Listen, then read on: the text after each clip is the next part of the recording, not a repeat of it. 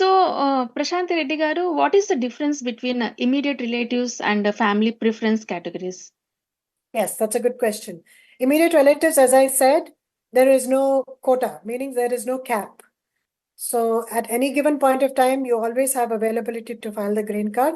There's an unlimited number of green cards can be filed for immediate relative category.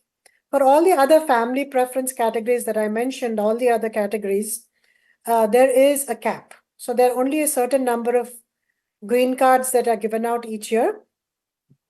And when those green cards numbers get over, then you cannot file your green card. So every year and every month, actually, you go to the visa bulletin. There's something called a visa bulletin, which is available on a website called travel.state.gov. So on that, if you go and check on visa bulletin, and if you go to the family-based categories, there are two tables in the family-based categories. One is dates for final action and dates for filing. Generally, we look at dates for final action, and every month it'll tell you which date that they're working on. So if your priority date, that is the date that you file your I-130 application, that's your priority date. So if your priority date is after the date that appears on that table, then you can file.